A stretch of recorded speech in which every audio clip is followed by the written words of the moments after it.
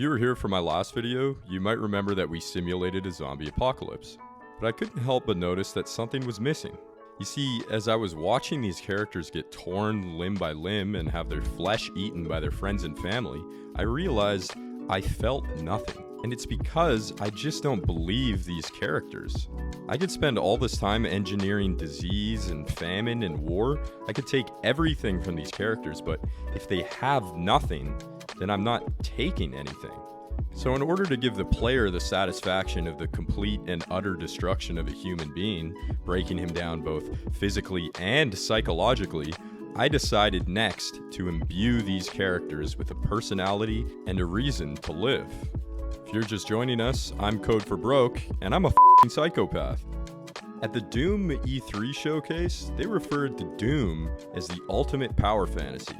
But you and I both know that's not true, since the ultimate power fantasy is sentencing your girlfriend's father to death by way of public execution. Before we can get there though, we're gonna have to first give them a job. Before we can give them a job, we're gonna need a day-night cycle. So that's what I did. It's not finished yet from an aesthetic point of view, but it gets us where we need to be to start working on the fun stuff. Next, I generated schedules for each of the characters. This is based on the building that they call home. If it's a shop, they become a shopkeeper, and if it's just a house, they become a peasant.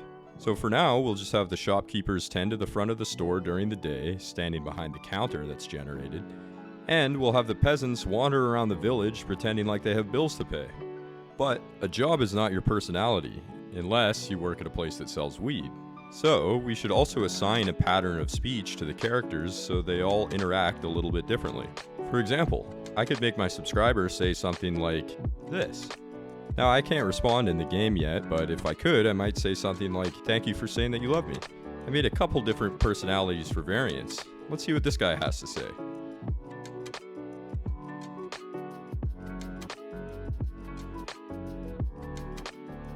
Whoa, okay, I'm not really sure what he meant by that, but I might just add him to my mental list of characters that I intend to kill.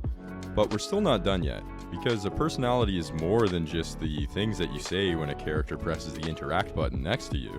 It's also the way that you behave.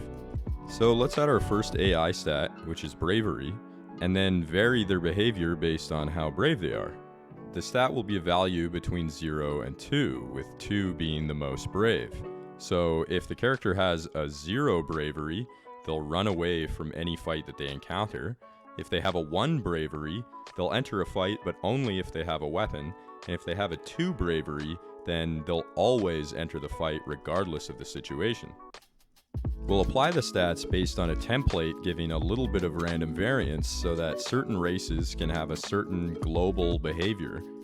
But it will also leave the opportunity for certain individuals to still have their own personality that isn't typical of their race, like a hobbit who's brave, or an orc who's sexy, cowardly. You can imagine how we can expand this system for more personal variance in behavior by adding additional AI stats like intelligence or kindness. But keep in mind, I'm not a fucking miracle worker, so this is all we've done so far. So let's just take a moment to admire all of our hard work.